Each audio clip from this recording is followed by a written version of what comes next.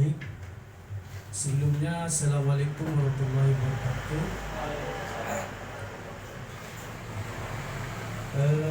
Kali ini kita memasuki pada seri psikologi tentang fokus pada kajian kepribadian dan self atau diri dari seorang psikolog. Cuma walaupun psikolog ini sebenarnya Carl Rogers, namanya Carl Rogers. Dia itu bukan psikolog murni sebenarnya ya, karena kalau melihat dari latar belakang pendidikannya, akan tapi pada akhir final hidupnya dia lebih milih pada psikologi. Sehingga PhD-nya itu apa? PhD itu kepanjangan Philosophy of Doctoral. Biasanya itu di Amerika ya. Itu di bidang psikologi. Nah, ini menarik bahasa kita karena ini mengenai tentang manusia dan diri. Cuma kalau kepribadian dan diri itu kan, kalau kepribadian itu biasanya istilah identik dengan person dalam bahasa Inggris. Kalau diri itu self. Jadi person, kepribadian seseorang manusia yang jelas ini tidak ada sangkut pautnya sama sekali dengan binatang. Murni kepribadian dari manusia. Enggak, karena sebenarnya Carl Rogers ini lahir pada 8 Januari tahun 1902 di Wapak, Illinois, dari pasangan Walter dan Julia Casey Rogers. Dia itu anak keempat dari 6 bersaudara. Nah, Rogers ini lebih dekat dengan ibunya dibanding ayah. Carl Rogers ini dalam kehidupan keluarganya lebih dekat dengan ibunya dibanding ayahnya, bukan karena peneliti yang Sigmund Freud ya, Oedipus kompleks ada hasrat terhadap ibu, bukan. Karena itu sama. Ayahnya itu sibuk bekerja ya. Ayahnya itu seorang kontraktor, pelaku proyek yang kesehariannya itu lebih ada di luar rumah ketimbang di dalam rumah. Sehingga Carl Rogers lebih dekat daripada ibunya daripada ayahnya. Bukan karena Oedipus kompleks ya, menurut Sigmund Freud itu bukan. Karena memang ada tekanan pekerjaan seorang ayah sehingga dia harus ada di luar rumah. Nah, dia itu berada di golongan menengah ke atas. Karena berkat ayahnya bekerja kontraktor, maka dia masuk, kalau kategori kita itu adalah orang-orang kaya. Itu ya sedikit dari kehidupan Carl Rogers, karena ini penting nanti mempengaruhi terhadap konsepnya dalam keluarganya. Yang jelas dalam hal ini yang banyak mempengaruhi itu ibunya, karena lebih dekat pada ibunya karena ayahnya itu bekerja ya sebagai kontraktor. Akan tetapi ibunya ini dan orang tuanya dan ayahnya ini walaupun kontraktor, sebagai profesi kontraktor, ibunya itu seorang religius. Kalau bahasa kita itu agamawan. Tapi bukan berarti pemegang kendali agama, tapi hanya yang orang yang benar-benar agamanya kental gitu. Ya agama non muslim, Katolik non muslim. Nah, dari ini orang tuanya itu, ayahnya itu mengajarkan tentang kehidupan yang keras. Walaupun Carl Rogers ini adalah keturunan orang kaya ataupun hidup dalam lingkungan keluarga yang menengah ke atas, orang ayahnya ini tidak tinggal diam terhadap anaknya. Suatu saat dia dibawa pada suatu peternakan ayam, kurang lebih itu sekitar 20 mil. Itu jarak dari rumah dan tempat peternakan itu, dengan alasan biar dia tahu tentang fenomena kehidupan yang begitu keras. Nah, dari ini Carl Rogers itu mulai tertarik pada ilmu kehewanan. Makanya saya katakan tadi gak ada sangkut pautnya ini tentang kepribadian hewan, kepribadian manusia. Karena Carl Rogers sebab itu dia tertarik pada ilmu kehewanan. Kalau bahasa kita itu bahasa ilmu apa hewan itu ya? Ilmu IPA ya. Ilmu hayat ya, sains, neurologi apa? Oh, biologi. Nah,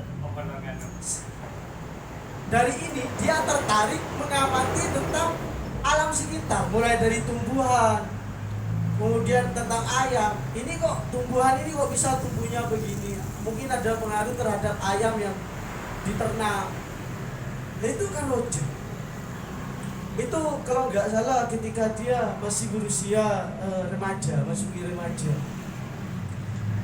Nah, dari sini dia tertarik, kemudian memahami ilmu hayat. Dari sisi kuliah, kalau Roger ini kuliahnya berpindah-pindah ya, dari pertanian ke teologi. Kemudian nanti pada akhirnya finalnya itu adalah psikologi. Jadi kalau bahasa kita itu dia memahami pertanian baru ke PAI. Dari PAI itu baru ke psikologi. Kalau bahasa kita kayak gitu sih. Ya, Usuluddin ya. Mohon maaf. Itu tidak kayak gitu ya.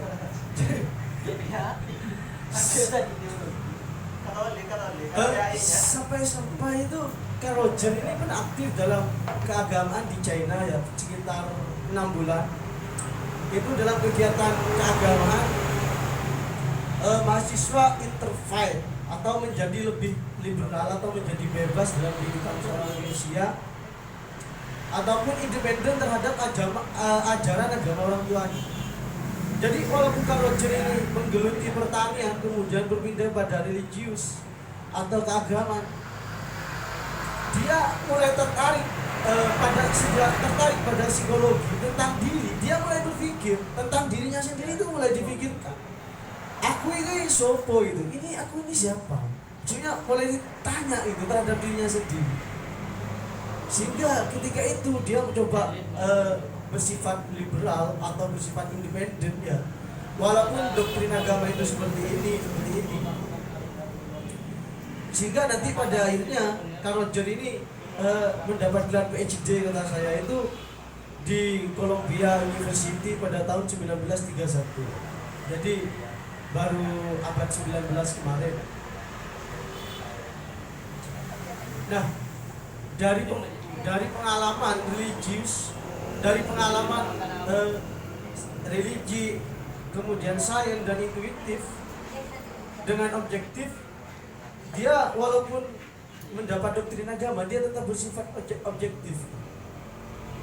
Dari pengalaman dia menjalani keagamaan, kemudian pengalaman spiritual, digabungkan dengan klinis ya. Tapi klinisnya itu pakai pola metode statistika.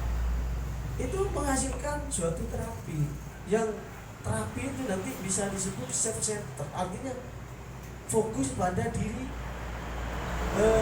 klien kalau dalam psikologi. Hanya nanti harapan saya setelah mengikuti diskusi ini, kita ini minimal bisa meregulasi diri kita. Nanti kan ada bagaimana kalau kita bermasalah gitu tadi, walaupun sebenarnya ini masih perlu tanda tanya untuk dalam munculnya Kak Roger ini dalam kehidupan kita sehari-hari. Kak Roger ini pengalamannya luar biasa ya. Dalam psikologi klinis dia bekerja selama 12 tahun. Sudah tanggung ya. Mungkin kalau kita ini baru 1 tahun, 2 tahun, dan 3 tahun mungkin memahami cewek, memahami teman, sahabat, saling curhat-curhat ya, untuk saling mengetahui tentang dirinya sendiri seperti apa yang sebenarnya. Ada kayak gitu. Itu baru menjalani 2 tahun.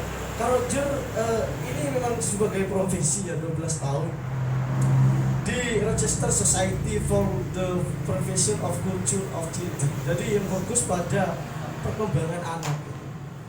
Kepala saya ada berapa semua loh.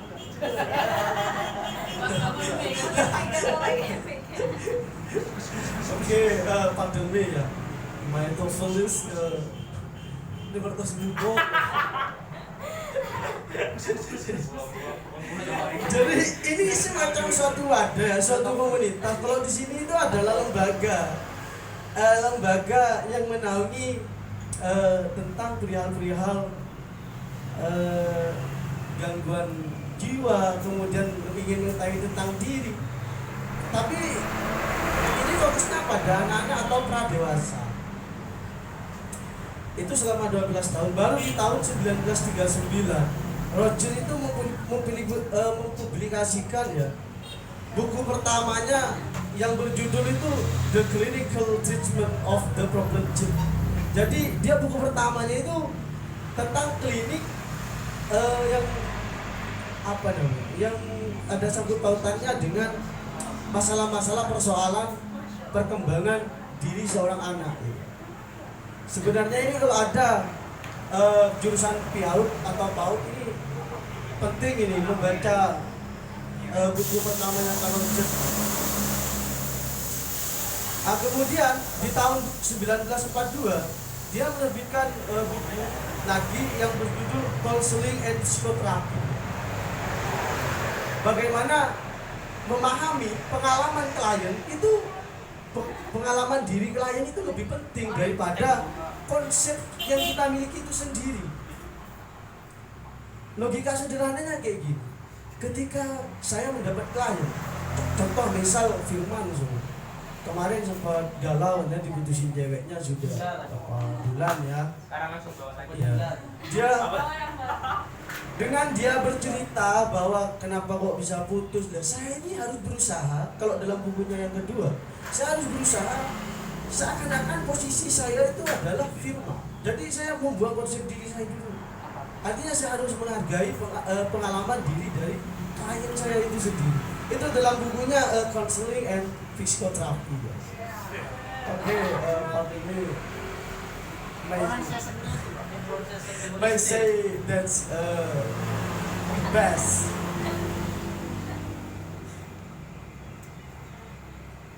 Baru Carl Rogers itu di tahun 1945 dan 1957 kemudian dia mengembangkan dari beberapa, mulai dari membuat mempublikasikan buku pertamanya tentang problem perkembangan diri anak, kemudian tentang konseling dan psikoterapi. Dia berusaha untuk masa produktifnya itu sekitar dari tahun 1945 sampai 1957. Dia mencoba memprogres tentang psikoterapi dan ranah-ranah psikologi klinik supaya klien-klien yang datang ke dia itu lebih memuaskan, artinya mendapat solusi yang mereka cari. Kalau dalam ilmu psikologi itu terapinya itu bersifat non-direktif ya, non-direktif. Nanti itu bisa tanya pada Pak psikolog seperti apa konsep non-direktif. Non-direktif teknik atau berkembang menjadi client therapist relationship. Jadi yang awalnya dia itu bersifat bagaimana teknik seorang psikoterapi itu mempunyai teknik-teknik tersendiri, itu mulai beralih kepada client terapis relationship. Jadi lebih mementingkan hubungan baik dengan klien dengan memasukkan diri kita sendiri kepada diri klien supaya tahu kenyataan yang real, yang sebenarnya. Karena Carl Rogers ini tidak seperti kita ya, walaupun menulis beberapa buku, kemudian mengembangkan beberapa keilmuannya, dia tetap mengembangkan penelitiannya dan ide-idenya di bidang psikiatri. Sehingga Roger itu tak pernah menerima tawaran ya bekerja atau mengajar di suatu University of Wisconsin tahun 1957. Kemudian pindah ke Western Behavioral Science Institute atau kita singkat dengan WBSI ya. WBSI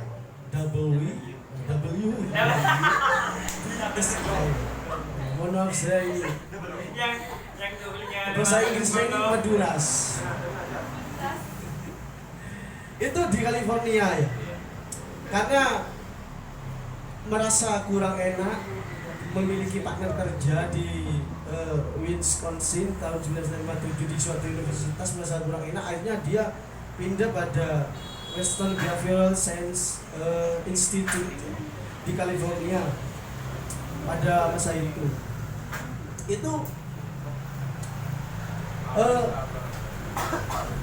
mempublikasikan sebuah buku namanya itu Silent Center.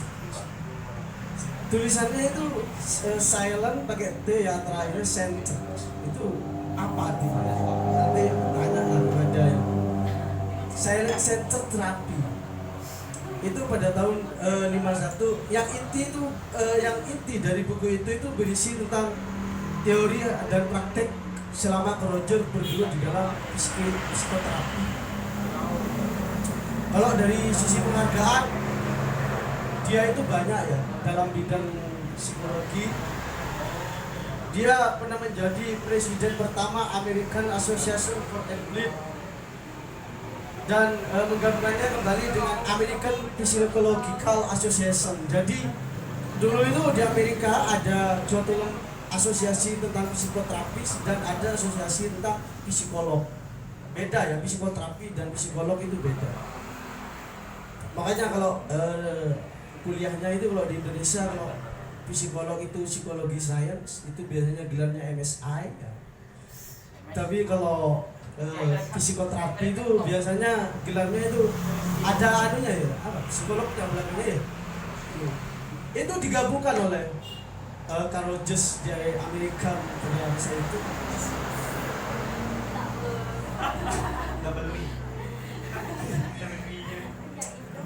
Ini penting sebenarnya memahami tentang diri Carl Rogers, karena ini tentang kepribadian dan diri.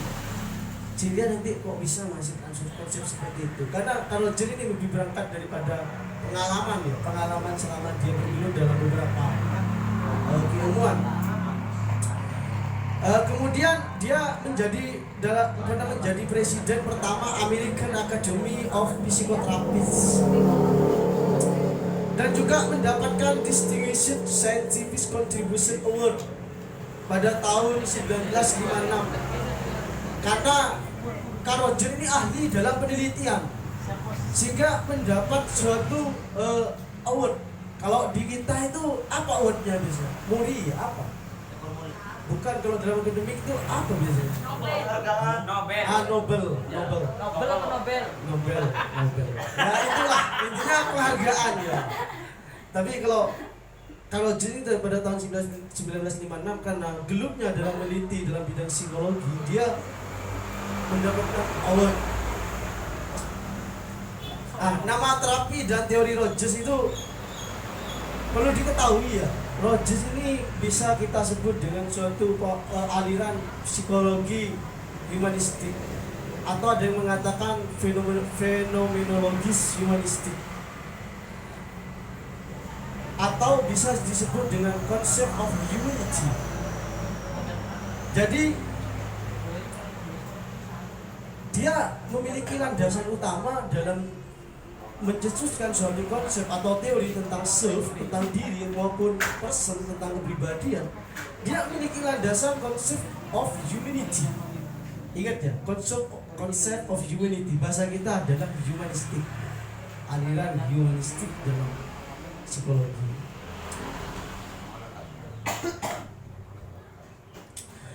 Jadi dia berangkat dari pengalamannya, dari beberapa terapi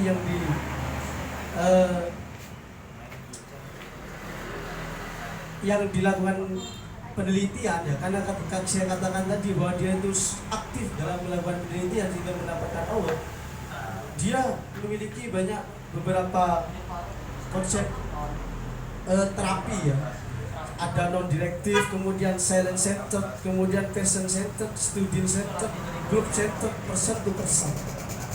Jadi itu tentang beberapa cuma berlandasan pada tetap konsep of humanity, atau kalau kita sebut humanistik atau fenomenologis humanistik.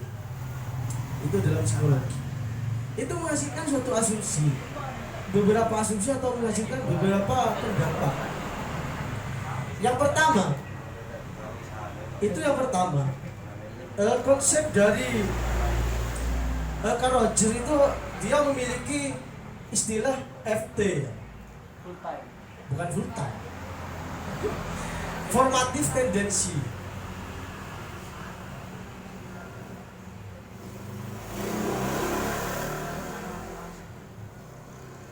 Ini salahnya saya gak buat PPT ya, karena notebook saya sedang terbang.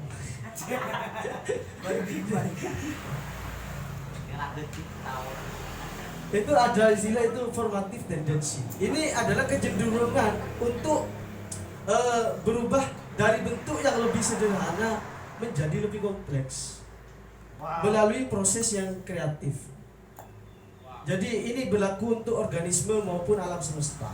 Nah, nanti ini ada dalam konsep soft punya Carl Roger itu dalam diri itu ada 3 konsep nanti. Pertama itu adalah organisme, kemudian ada medan fenomena, dan baru soft.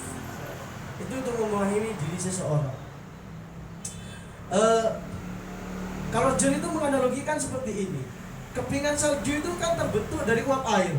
Ya, organisme yang kompleks terbentuk dari sel tunggal. Ini bicara IPA, Firman. Kamu pahami ya? Koreksi saya, tunggu saya salah.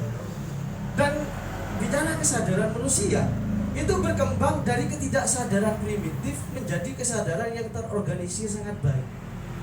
Dari kita itu, kita tahu ya, kalau bahasa kita itu kan bayi itu lahir dianggap tidak tahu apa-apa, ya kan? Itu tidak sadar bahwa bayi itu nggak punya kesadaran bahwa dia itu tidak memiliki suatu kesadaran terhadap dirinya, tapi nanti itu berkembang menuju pada sesuatu yang kompleks sehingga nanti beranjak remaja itu berproses, itu sekolah kan kayak gitu kan, mulai mencari ilmu itu secara terorganisir, artinya lebih bersifat struktural, lebih milih sekolah daripada belajar sembarangan kayak gitu kan, karena sudah terstruktur ya. Jadi itu formatif tendensi ya. Nanti bisa dipahami dalam hal ini, artinya beranjak dari sesuatu yang sederhana itu menuju atau melalui proses yang kreatif itu untuk menuju pada suatu kesadaran yang kompleks. Atau kompleks di sini, kata kunci dari kompleks ini artinya adalah terorganisir yang baik. Kalau bahasa mahasiswa itu sistematis. Ini koreksi ya Pak Psikolog, terus saya salah. Kemudian yang kedua itu ada istilahnya AT.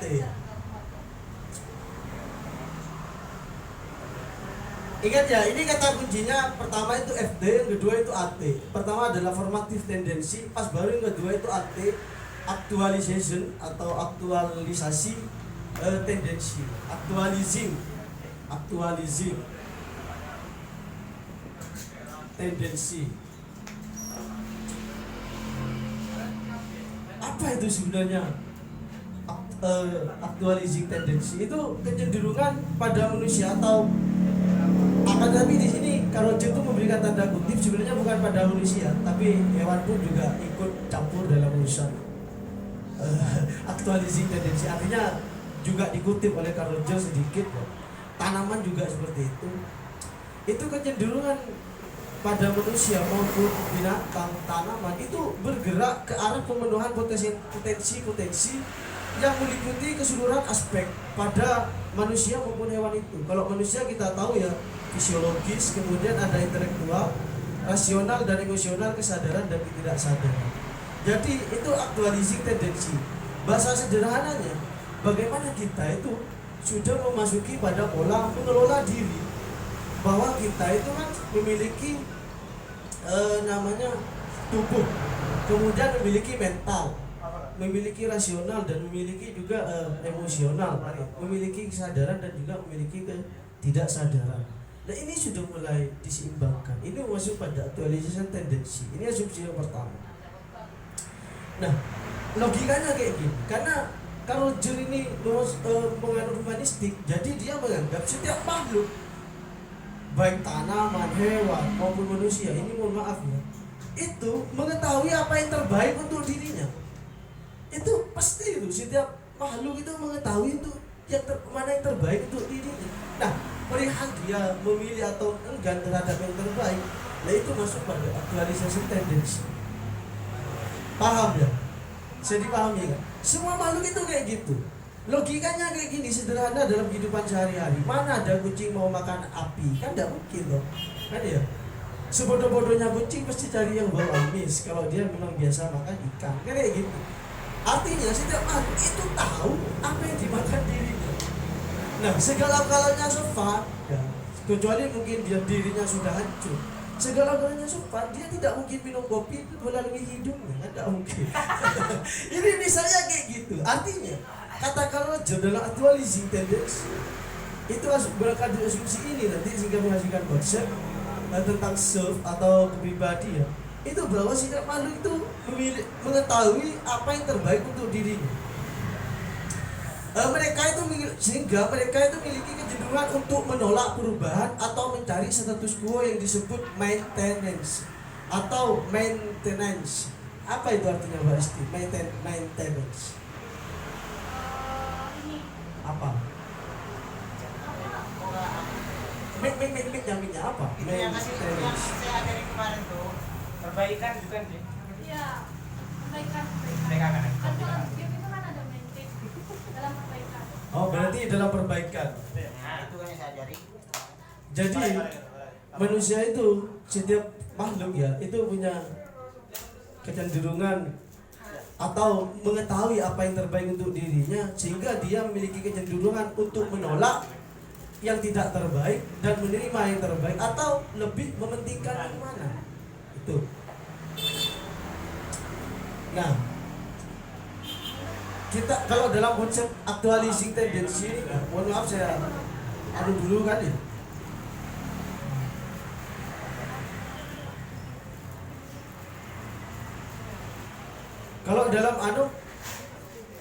Kalau dalam formative tendency kan sudah mulai agak kita tahu ya. Ini bicara AD. Nah ini di sini ada maintenance. Ini saya singkat pakai M ya, atau pakai singkat MC aja ya, tapi bukan maintenance. Ya dalam perbaikan. Namun setiap makhluk itu juga memiliki keinginan belajar dan berkembang yang disebut dengan enhancement. Apa enhancement itu Mbak Isti? Apa sakit? Matahari. Apa ini artinya? Gitu. Karena kayak gini, belajar psikologi itu susah ya. Susahnya itu terletak dalam filologi. Kadang kata yang sebenarnya itu seperti ini menurut Carl Roger itu enggak ada untuk dibahasakan di Indonesia. Jadi itu kebingungan saya untuk menyampaikan. Ya iya, karena enggak semua berbicara kita berbicara self. Enggak. Kalau kata Carl Roger, self itu bukan kepribadian tapi pakai person. Ya karena dia harus organisme, struktur jadi penting. Apa ini artinya baru? Peningkatan baru setelah maintenance dia memperbaiki, kemudian ada peningkatan keinginan untuk belajar itu setiap makhluk. Nah, ada beberapa konsep kemudian bagaimana supaya aktualisasi diri ini kita sebut dengan AT-nya aktualisasi diri ya, AD aja ya biar gampang, nggak usah pakai bahasa Inggrisnya. Aktualisasi diri ini biar berhasil. Maka setidaknya kata Carl Roger itu punya ada tiga ya. Ada tiga. Yang pertama itu adalah congruence. Apa? Congruence. Dulu aja benar. Congruence. Apa artinya Mbak Isti? Apa artinya ada? Congruence. Gongguan.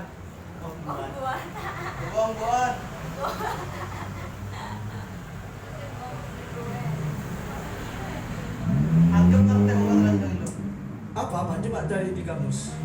Congruence. Coba baca tulisannya kayak gitu. Congruence. Kesesuaian. Kesesuaian. Baru yang kedua itu ada empati. Nggak pakai bahasa Indonesia aja. Kemudian ada unconditional positive regard. Jadi susah kemudian untuk saya pahami sebenarnya unconditional positive regard itu seperti apa itu. Nanti kita tanya pada psikologi sains.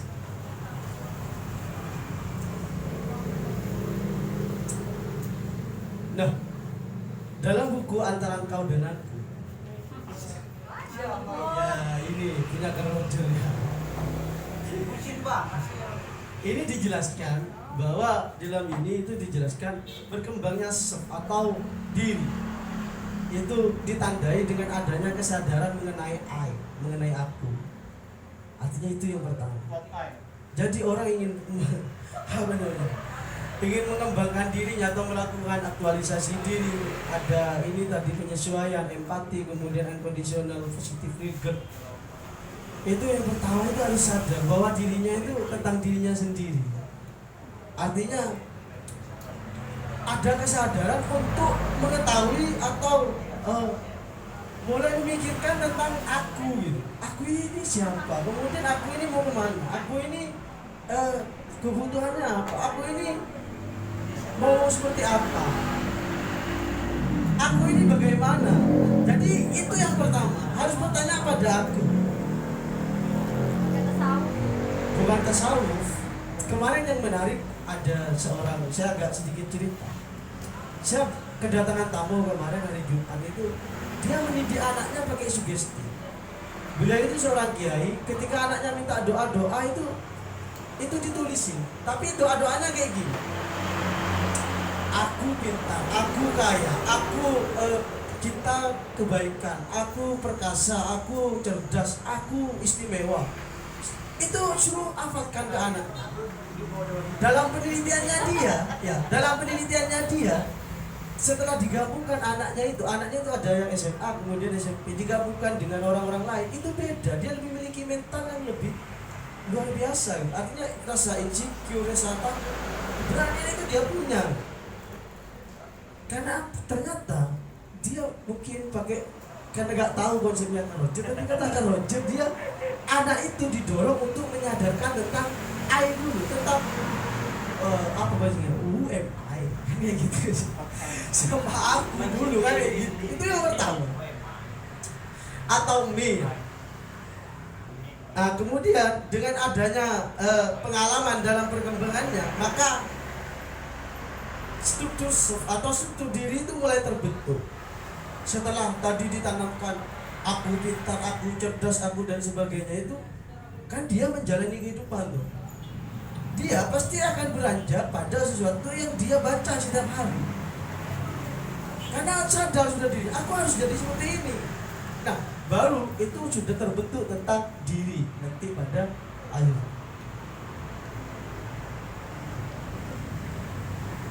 Gimana? Ini ruang berpikir progresif ya, jangan ganggu-ganggu. Soalnya belum ditawarkan pertanyaan. Oh gitu. Self-actualization. Jadi tentang aktualisasi diri itu kecenderungan untuk mengaktualisasikan diri seperti yang dipersepsikan kesadaran. Cuman Akbar, dia sadar dirinya apa, dan itu biasanya didorong dirinya itu menuju apa yang dia sadari. Biasanya kayak gitu. Artinya yang dipersepsikan kok dia saya itu bisa loh jadi polisi gitu. Karena sudah mempersepsikan seperti itu dalam dirinya. Akhirnya dia coba berusaha kan kayak gitu, mengaktualisasi diri supaya tujuan itu tercapai. Meskipun akhirnya presiden. Dan siapa punya kayak gitu. Itu kalau kata Carl Roger namanya self actualization atau aktualisasi diri. Semua psikolog biasanya punya, cuma ada ciri khas tersendiri. Carl Roger ini memang berangkat, saya katakan tadi, ini berpusat pada tentang diri pusatnya. Walaupun ada step organisme, medan fenomena, kemudian objek. Nah, dari sini agak paham atau gimana? Jelimet ya penjelasan saya. Belum masuk itu. Ya ini sekedar pengantar mas. Saya Pengantar. mengantarkan. Lagi. Persoalan paham Enggak. tidak paham. Persoalan tidak bukan urusan saya. Jadi paham ya tentang aktualisasi diri. Biasanya kecenderungan manusia itu biasanya dia ingin jadi atau ingin seperti dirinya itu ingin disepertikan apa yang dipersepsikan. Biasanya itu ada dua. Kalau dia itu harmonis sesuai dengan apa namanya Ekspektasi. sesuai keinginannya, itu biasanya mencapai sebuah aktualisasi tendensinya itu lebih identik, artinya lebih tercapai gitu, kalau cuma sesuai. Namun apabila itu tidak harmonis, terutama dimulai dari dalam memandang diri, maka akan terjadi jarak atau diskrepansi antara aktualisasi tendensi dan subaktualisasi tendensi, antara aktualisasi diri dan aktualisasi tendensi tadi yang saya sebut contohnya. Masih ingat tentang aktualisasi tadi itu tendensi dan AT itu kan?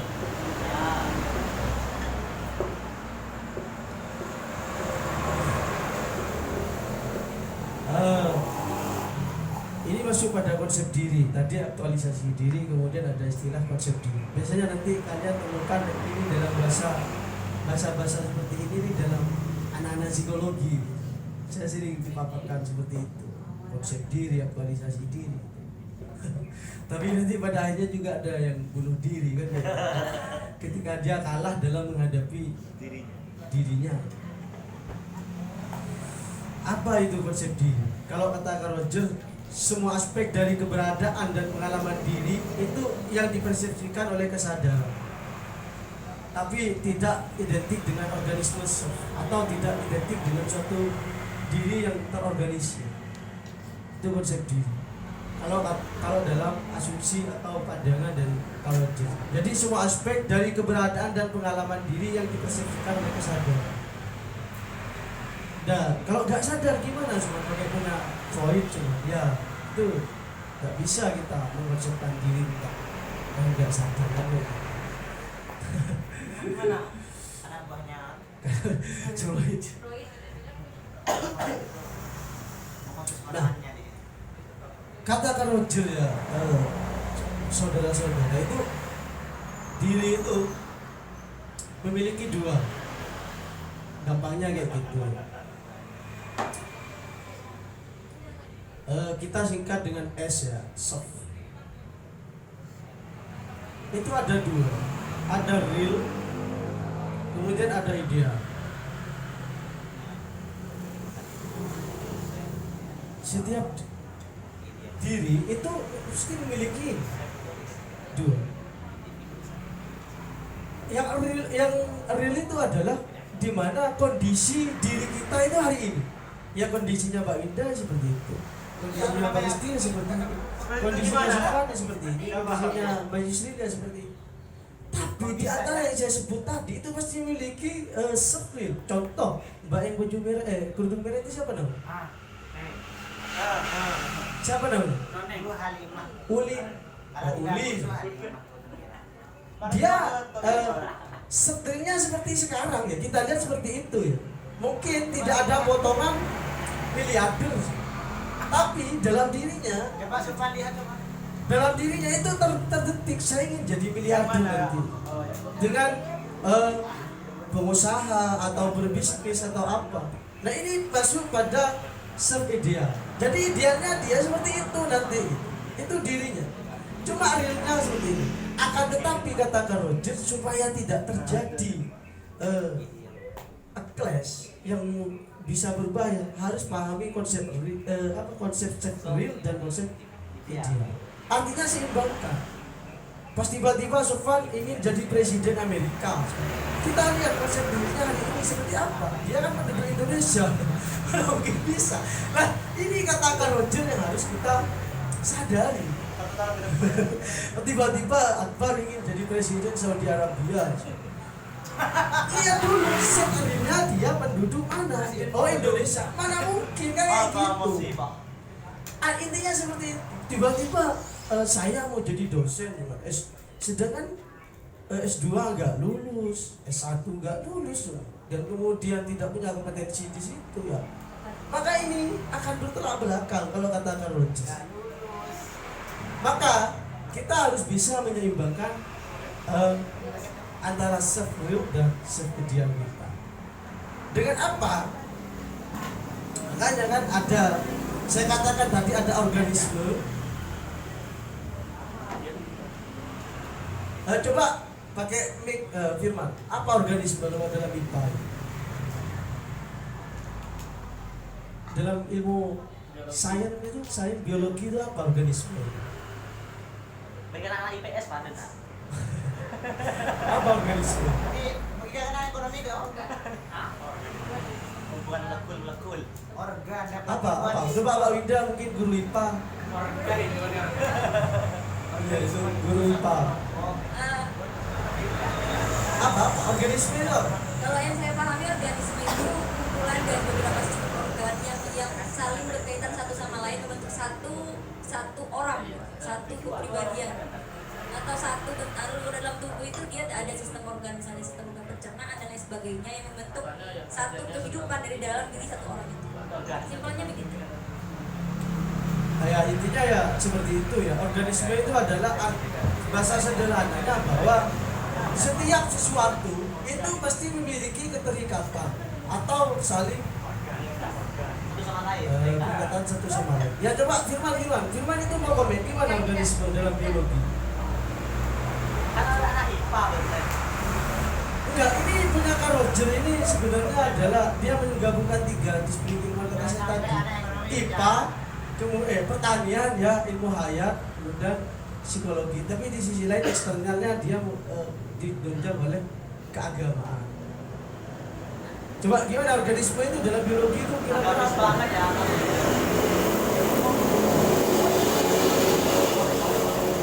Apa Firman? Intinya bahasa yang pas. Bahasa biologi. Intinya seperti itu ya organisme, bahwa struktur manusia itu saling keterkaitan satu sama lain. Jadi jangan bertanya lagi kenapa kalau yang gatal dahi yang garuk tangan.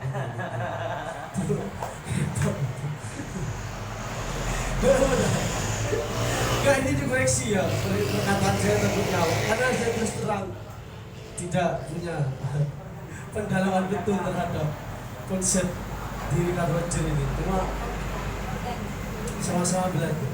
Nah kemudian ada medan fenomena ya, MF lah, medan fenomena. Setelah melihat seseorang dari keutuhan, bahwa mulai dari ujung kaki sampai ujung rambut, lihat pengalamannya dia, kemudian dia hidup seperti apa.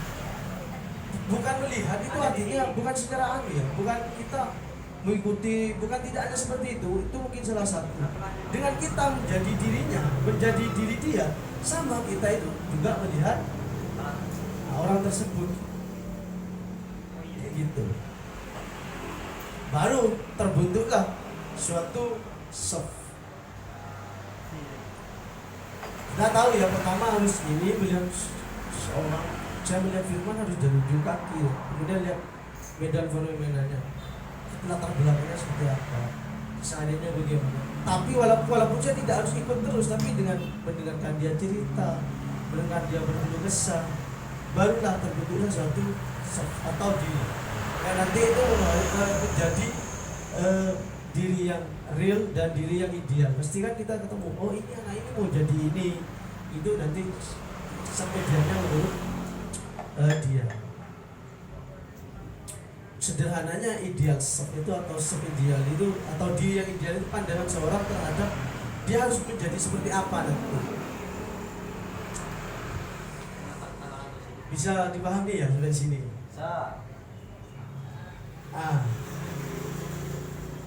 Carl Rogers ini juga punya awareness, kesadaran, awareness. Gimana ya kalau di TOEFL apa ya? Awareness.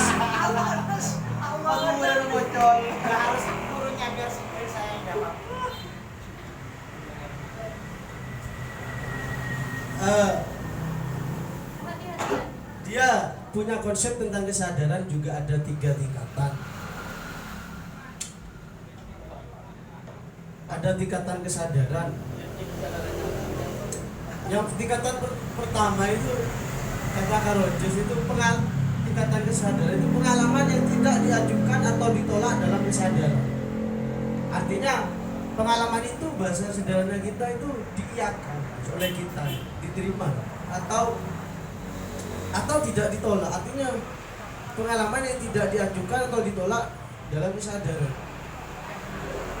Biasanya pengalaman seseorang dalam, kalau seperti itu kan yang baik-baik biasanya ya, itu biasanya tingkat kesadaran. Kalau dalam keseharian kita itu pasti menghadapi hal seperti ini. Nah, tingkatan kedua itu pengalaman yang disimbolisasi secara akurat dan diterima dalam struktur sep. Jadi pengalaman itu disimbolisasi itu artinya paham disimbolisasi ya, dibahasakan lah, dibahasakan itu secara terstruktur, secara akurat supaya orang itu paham terhadap apa yang ingin disampaikan dan itu diterima dalam struktur dalam diri kita, itu diterima. Contoh, Mas Akbar punya pengalaman pengalaman indah itu bersama seseorang perempuan. Nah kemudian dia simbolisasi, dia bahasakan, dia ceritakan itu secara akurat supaya apa? Supaya yang mendengar ini kan mengerti dan ikut dalam diri kita. Dan ini diterima oleh struktur oleh diri kita, itu diterima. Kadang-kadang kalau kita galau bisa diingat kembali, didatangkan kembali. Biasanya kan masa-masa indah, makanya dari Rioni itu sebenarnya seperti itu, supaya masa-masa indah itu tingkat kesadaran kedua. Kemudian tingkatan terakhir itu tingkatan ketiga, pengalaman yang dipersepsi dalam bentuk yang terdistorsi. Jadi tingkatan ketiga itu pengalaman yang dipersepsi dalam bentuk yang terdistorsi. Apa terdistorsi itu?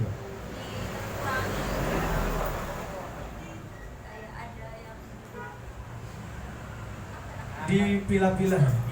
Distorsi apa? Gangguan bukan? Distorsi. Distorsi gangguan bukan?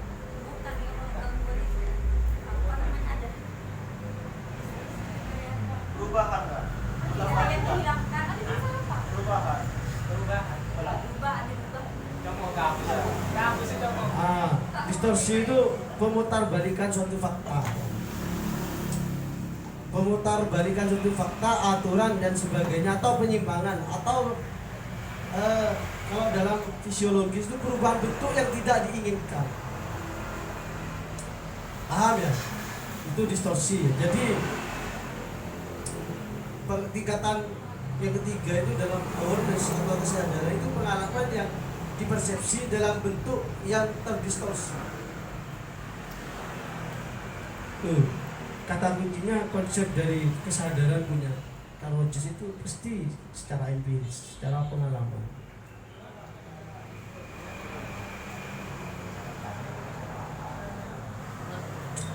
Nah,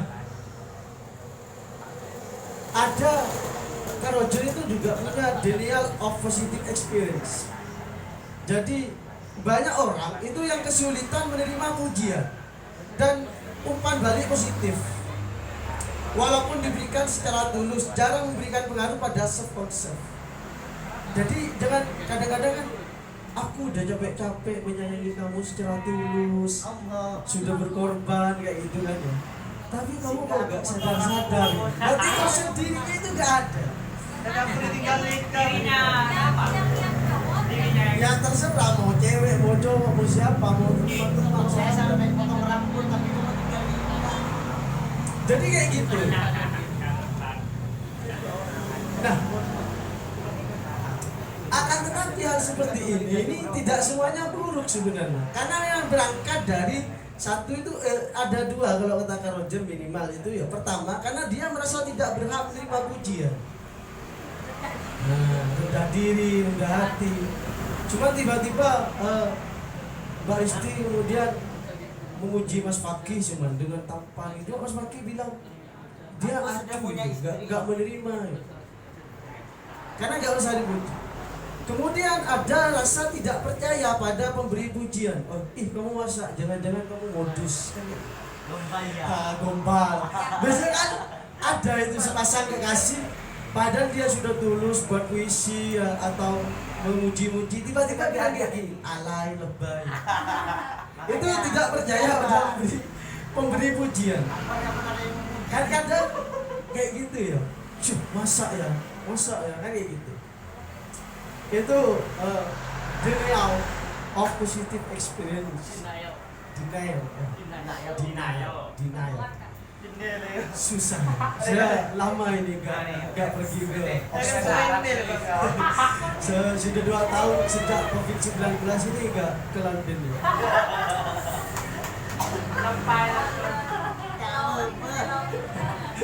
London. Bukan. Ini gula-gula.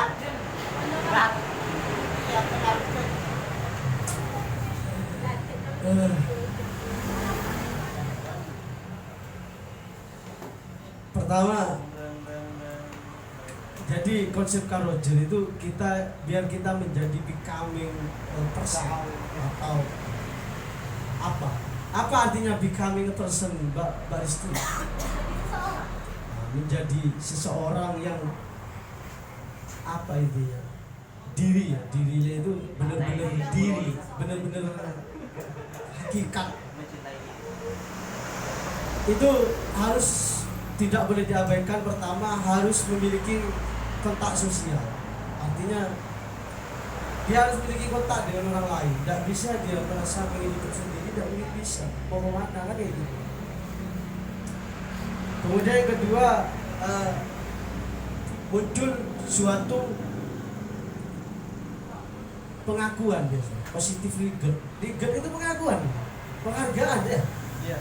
Penghargaan. Setiap kata Carl Roger, setiap manusia itu pasti membutuhkan rasa penghargaan terhadap dirinya sendiri. Makanya hargai aku dong, kan kayak gitu kan. Minta dihargai terus. Itu biasa. Akan tetapi ini ada, kalau bahasa Indonesianya itu ada yang bersyarat, ada yang tak bersyarat. Yang bersyarat itu kayak gini. Saya akan belajar apabila saya mendapat ranking 1. Saya akan semangat terus. Itu biasanya bersyarat. Ini proses step pertama. Saya akan mencintai kamu kalau kamu punya bla bla bla bla bla. Atau punya kriteria tersendiri. Itu yang pertama, itu namanya yang bersyarat. Nah, tingkatan yang tertinggi itu ada kebutuhan penghargaan. Itu yang tidak bersyarat. Contohnya seperti apa? Kasih sayang seorang ayah terhadap anaknya,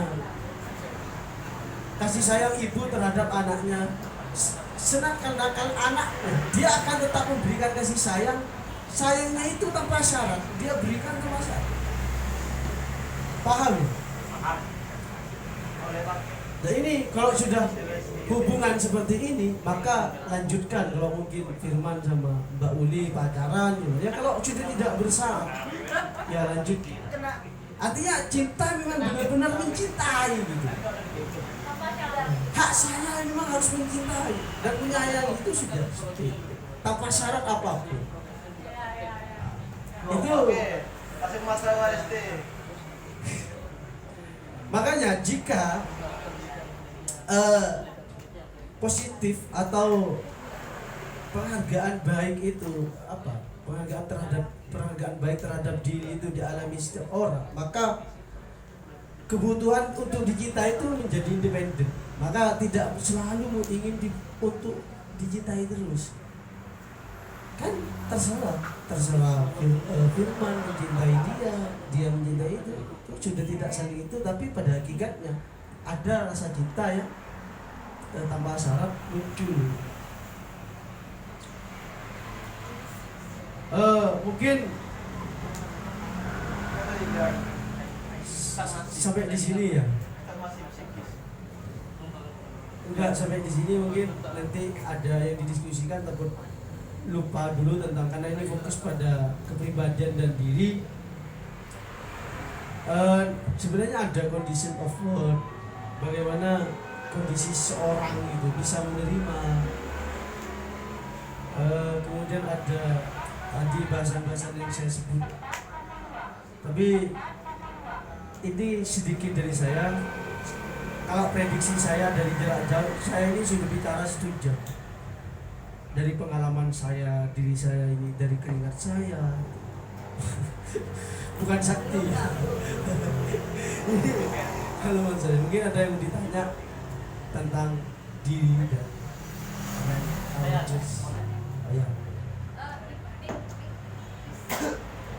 Mungkin ada yang jadi kameramen. Siapa? Akbar Tanjung. Akbar perhubungan. Bapak Moro. Kalau Akbar Tanjung orangnya Pak Bida. Cek. Di sini ada yang masih saya bingungkan mengenai konsep yang dibangun, di mana tadi akan disebutkan konsepnya, salah satu dari konsep itu aktualisasi diri, di mana di sini disebut setiap makhluk itu mengetahui apa yang baik terhadap diri. Akan tetapi ketika kita kaitkan dengan sosial, seseorang itu cenderung menghilangkan apa yang memang baik terhadap diri. Jadi seseorang tersebut menafikan kebaikan dirinya hanya dengan suatu tekanan dari orang lain. Contohnya kayak gini. Kita tahu bersama kita itu tidur 8 jam kan ya. Akan tetapi ketika contoh ya, saya di simposium center sampai jam tengah malam kan. Akan tetapi karena saya dapat tekanan dari KA, mana lek kijong geneh mau gitu yang tangin kan gitu. Maksudnya saya tahu yang baik terhadap saya itu kan tidur. Ini pengalaman. Pengalaman. Oh, real. Contoh Anda. Idealnya gitu ya. Ada self. Cuman kita itu karena mendapatkan semacam stimulus dari luar, berkatakan dari luar, kita itu cenderung menafikan apa yang baik terhadap kita. Mungkin ada yang ditawarkan oleh Roger tentang pembahasan ini.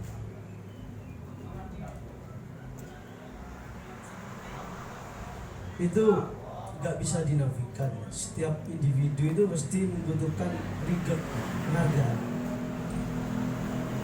Dari kasus tadi, seorang Akbar itu biasa tahu tentang dirinya bahwa tidur itu 8 jam itu baik kan ya gitu. Karena ada faktor eksternal ya. Berarti itu masih memiliki rigor yang bersyarat. Itu harus diabaikan karena kayak gini kamu itu mengikuti orang yang bilang gimana anak muda kok tidak kuat kan kayak gitu ya.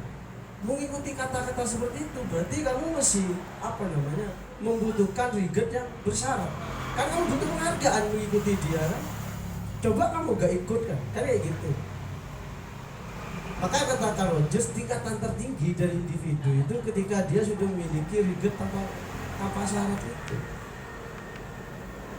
Jadi kamu punya konsep diri dan bertindak dengan berinteraksi dengan orang lain. Kamu mau dihargai atau tidak, kamu tetap bertindak sebagaimana diri kamu. Paham? Aku dicintai atau tidak oleh pacarku, aku tetap seperti ini kayak gitu. Tidak mau sedih, tidak mau mengorbankan diri, tidak mau bunuh diri, tidak mau apa gitu ya, potong rambut kayak gitu. Atau kayak gini. Ini. Kita tahu bahwa yang baik bagi diri kita sendiri itu adalah tidak ribet terhadap diri. Karena terkejar waktu, kita diajak ketemu gitu sama seorang cewek. Maka kita itu mesti mandi kayak tadi kan Firman, mesti mandi, masih pakai minyak rambut. Itu masih ribet bersih. Kayak gitu. Itu sebenarnya konsep yang ingin diberikan oleh Carl Roger sebenarnya sederhana, tapi karena punya Carl Roger ini lebih bersifat praktis ya. Lebih bersifat pada interaksi langsung dalam pengalaman nanti ketemu seseorang mau dikaji seperti apa ya gitu. Ya seperti itu. Mungkin ada yang lain untuk menjawab itu. Pak Prasetya. Padang. Ada. Padang. Ada. Tak.